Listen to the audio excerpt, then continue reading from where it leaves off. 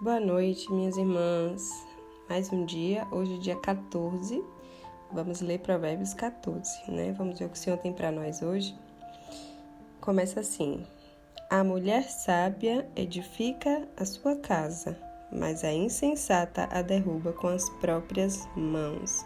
A gente já começa com um versículo totalmente direcionado para o nosso tema, né? Que é restauração de vidas, restauração de casamento. O versículo 2. Quem anda na retidão teme o Senhor. Mais uma vez, reforçando o temor do Senhor. Quem anda na retidão teme o Senhor, mas o que anda em caminhos tortuosos, esse o despreza. Na boca do tolo está a vara para sua própria soberba, mas os lábios dos sábios os protegerão.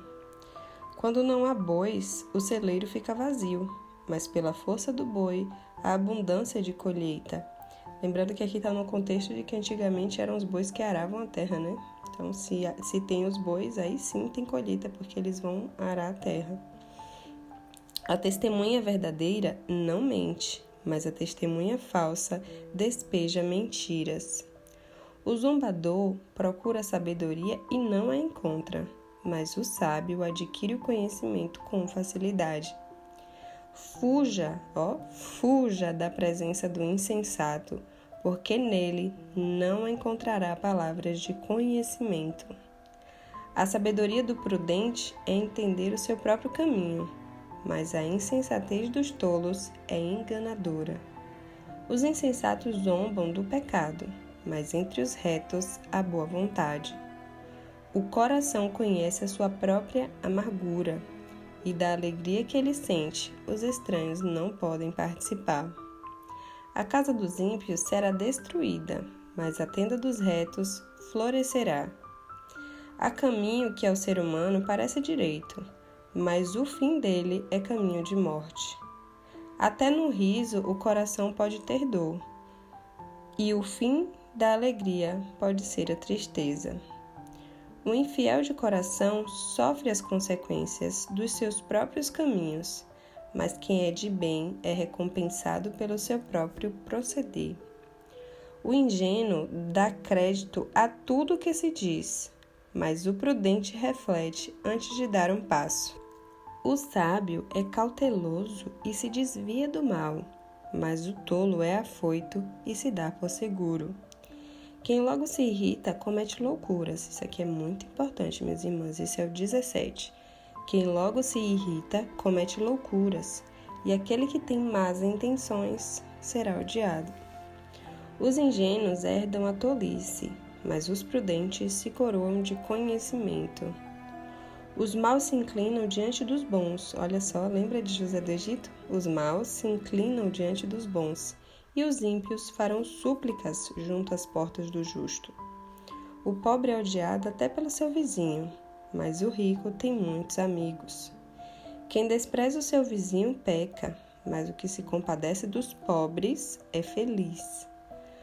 Por acaso não se afastam do caminho os que planejam o mal? Mas haverá amor e fidelidade para os que plantam o bem. Em todo o trabalho aproveito, meras palavras, porém, levam à penúria. Para os sábios, a riqueza é como coroa, mas a tolice dos insensatos não passa de tolice. A testemunha verdadeira salva vidas, mas quem profere mentiras é enganador. Quem teme ao Senhor tem forte amparo, e isso é refúgio para os seus filhos. Olha que maravilha! Quem teme ao Senhor novamente aqui. Então, temer ao Senhor, a gente tem forte amparo e é um refúgio para os nossos filhos. O temor do Senhor é fonte de vida para evitar laços de morte. Na multidão do povo está a glória do rei, mas na falta de povo está a ruína do príncipe. Quem tarda em irar-se é grande em entendimento. Olha só isso aqui. Quem tarda em irar-se é grande em entendimento. Mas o que facilmente perde a calma faz um elogio à loucura. O ânimo sereno é a vida do corpo. Olha só como é importante ter bom ânimo. O ânimo sereno é a vida do corpo, mas a inveja é a podridão dos ossos. Quem oprime o pobre insulta aquele que o criou, mas o que se compadece do necessitado honra a Deus. O ímpio é derrubado pela sua maldade, mas o justo até na morte tem esperança. No coração do prudente repousa sabedoria. Então, olha aqui de novo a prudência, né? A gente sempre está falando do temor do Senhor, da prudência e da sabedoria no livro de Provérbios. Então, no coração do prudente repousa a sabedoria, mas o que há no interior dos tolos logo se manifesta. A justiça é a glória da nação, mas o pecado é a vergonha dos povos. O servo prudente recebe o favor do rei, mas o que causa vergonha é objeto do seu furor. Então, minhas irmãs, tem alguns, começando logo pelo 1, né, que é bem específico, é como eu sempre venho dizendo aqui para as irmãs. A mulher sábia edifica, ou seja, ela constrói a sua casa. E a tola, a insensata, ela destrói com as próprias mãos. Então, a tola é aquela que não constrói nada, só destrói. Mas a sábia, ela tá ali construindo. É um tijolinho todo dia, sabe, minha irmã? Um tijolinho todo dia. Porém, quando vier a construção, vai valer a pena. No caso da tola, ela tá todo dia derrubando um tijolo. Daqui a pouco a casa desmoronou, sabe? Então, toda vez que você diz uma palavra que magoa, que você não reconhece seu marido, não honra seu marido, você vai derrubando um tijolinho, você vai destruindo, né? E você não tá edificando. Porque você tá pagando a ele segundo aquilo que ele tá te fazendo. E é muito importante entender isso. O que teu marido te faz, o mal que ele te faz, não tem a ver com a forma que você deve tratar ele, sabe? Então, minha irmã, comece a orar ao Senhor, pedir para ser prudente, pedir ao Senhor sabedoria. A palavra diz lá em Tiago, né, no livro de Tiago, que quem quer sabedoria, peça a Deus. Tem que pedir, minha irmã, Ele é a sabedoria. E aqui tem outro versículo também que é muito importante a gente falar, que é: quem anda na retidão teme ao Senhor. Então, as pessoas que não andam na retidão, não fazem coisas retas, estão desviando o caminho, fazendo coisas erradas, elas não temem ao Senhor. Sabe aquelas pessoas que você olha assim e ela ainda tem coragem de falar assim, ó? Eu já vi uma pessoa falar isso uma vez, fazendo coisa errada. Aí a gente vai falar assim: ô fulano, faz isso não sei o quê. Ah, só Deus pode me julgar.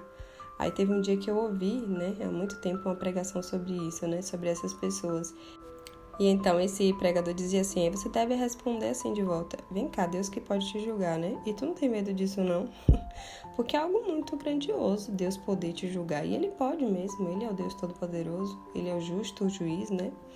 E que a gente tenha sempre isso em mente, sabe, minhas irmãs? Que quem anda na retidão teme ao Senhor. Porque quem não teme ao Senhor faz o que quer. Quem teme ao Senhor, quando vai fazer algo que sabe que não é da vontade de Deus, pensa assim: não, isso aqui, Deus não quer que eu faça isso aqui não. O Espírito Santo logo incomoda, sabe? E uma outra aqui que é muito importante para a gente lembrar é a sabedoria do prudente é entender o seu próprio caminho.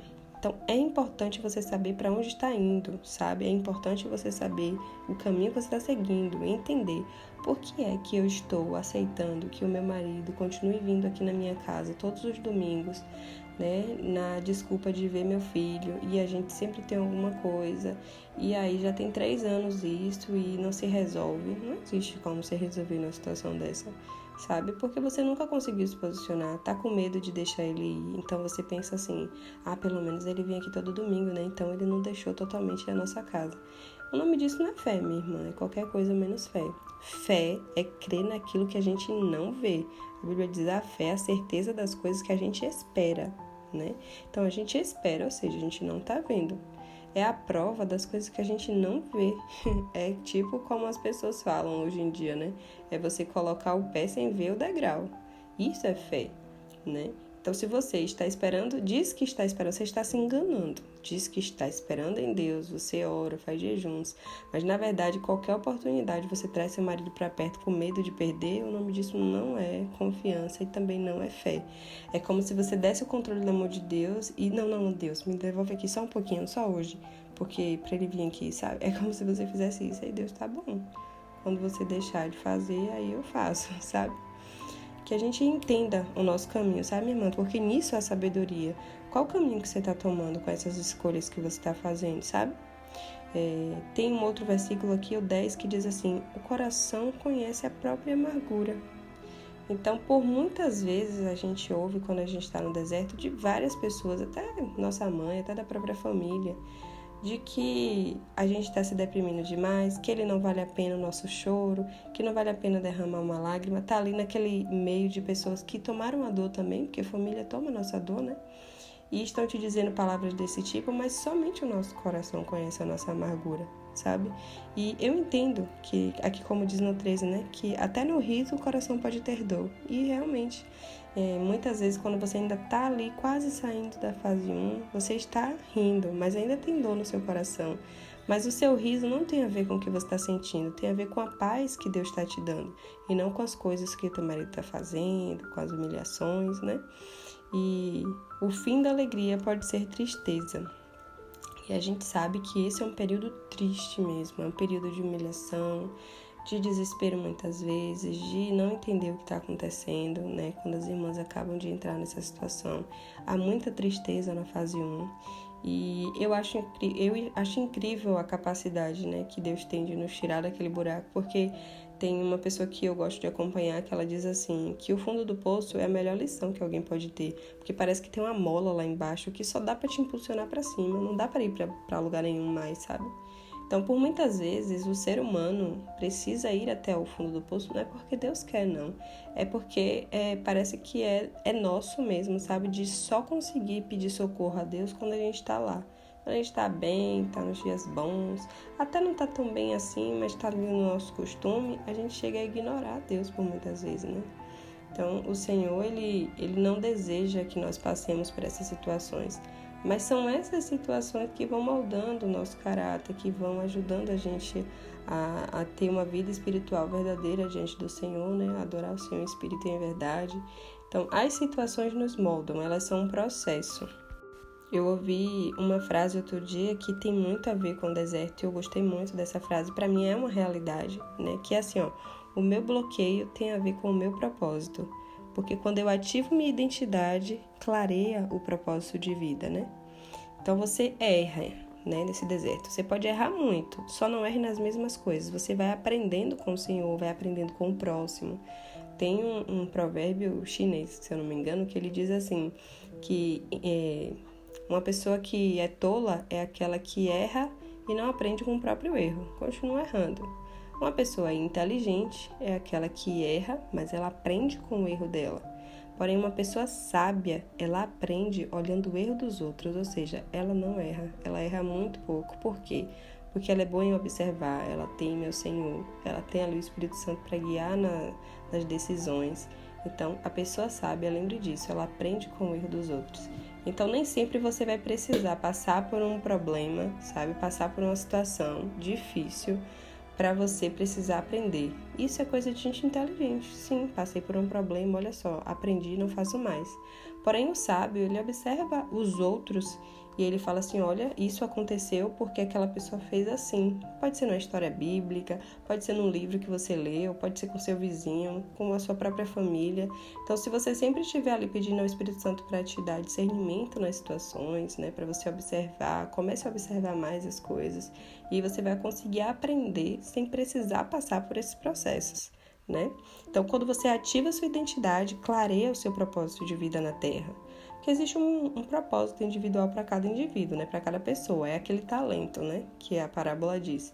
Que o Senhor vem dar conforme a gente consegue dar conta. Então, assim, o que dava conta de um talento só, o Senhor deu só um para ele multiplicar. O que dava conta de 5, ele deu 5, entende? Então, para cada um, nem que seja um talento, você tem um propósito para fazer multiplicar, sabe? E eu creio muito que o Senhor tem um propósito para todas as pessoas, no sentido individual, mas Ele tem um propósito que é para todo mundo, que é o propósito eterno, né? E o propósito eterno de Deus é uma família de muitos filhos que se parecem com Jesus. Então, esses filhos, eles têm um padrão. Eles são muitos? São. São uma família? São. Mas eles são parecidos com Jesus. Não é com o pastor, não é com as coisas do TikTok, do Instagram, desse mundo, não.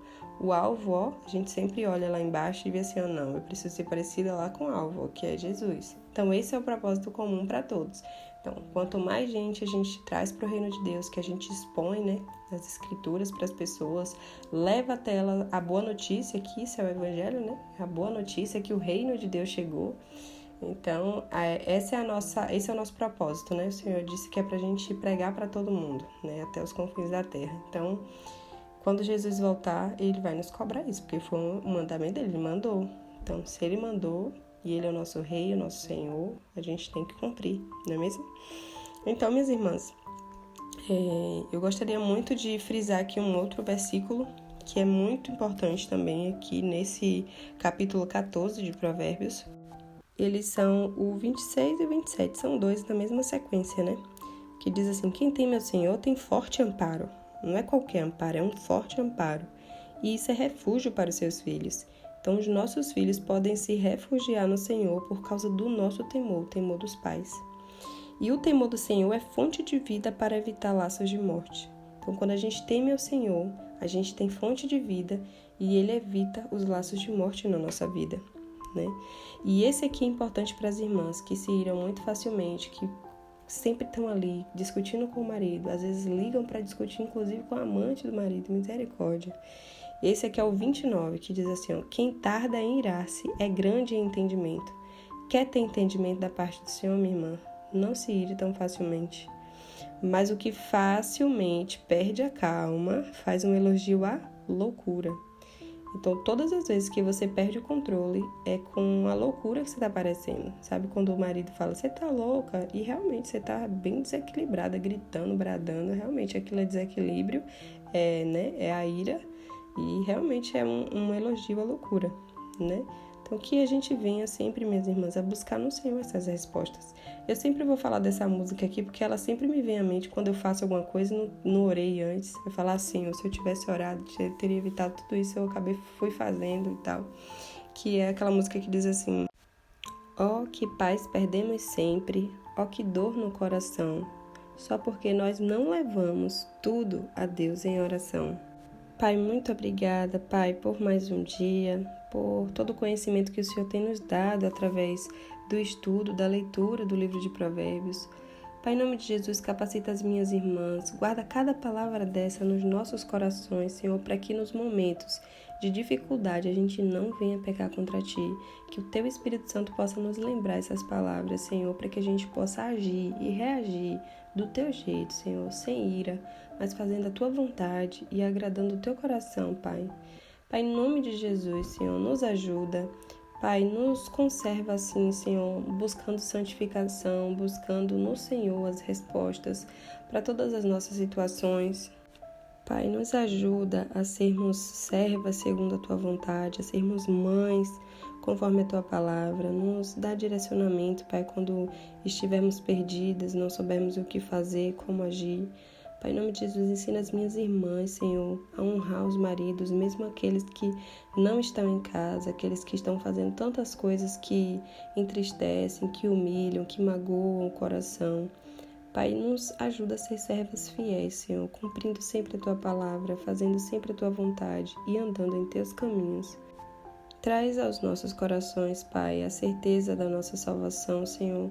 Ela é o nosso capacete que evita, Senhor, tantas mentiras de Satanás na nossa mente. Pai, blinda a mente e o coração das minhas irmãs, que nós possamos viver, Senhor, segundo a esperança do mundo vindouro, da eternidade.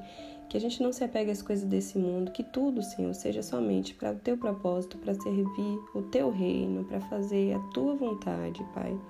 Que o Senhor capacite as minhas irmãs, Senhor, a verem além do deserto, a verem além da restauração do casamento, Senhor, que elas não fiquem presas, Senhor, nessa cadeia emocional, nessa dependência emocional de ter o marido de volta, de ter a família de volta. Senhor, ajuda elas, Pai, a cuidar dos filhos, sem colocar eles nessa situação, ajudando a blindar a mente e o coração dos filhos das coisas do mundo, da questão emocional também, Senhor, que surge por conta da saída do pai. Sabemos que se para nós, que somos adultas, o deserto já é difícil, agora as crianças e adolescentes, Pai, o Senhor conhece bem como fica essa situação para elas. Tem misericórdia, Pai, em nome de Jesus. Cuida da mente e do coração de todos eles e protege, Senhor, contra as ciladas do inimigo e nos capacita a plantar a semente do Evangelho no coração dos nossos filhos para que venha dar muitos frutos, Pai, para a honra e glória do Teu nome. Continua, Pai, continua ministrando aos nossos corações nessa noite, através de sonhos, pensamentos, através do Teu Espírito Santo falando aos nossos corações. Continua, Senhor, usando, Senhor, toda a Tua palavra para nos moldar, para nos ensinar a Tua vontade, Pai, em nome de Jesus, o Deus Todo-Poderoso. Amém.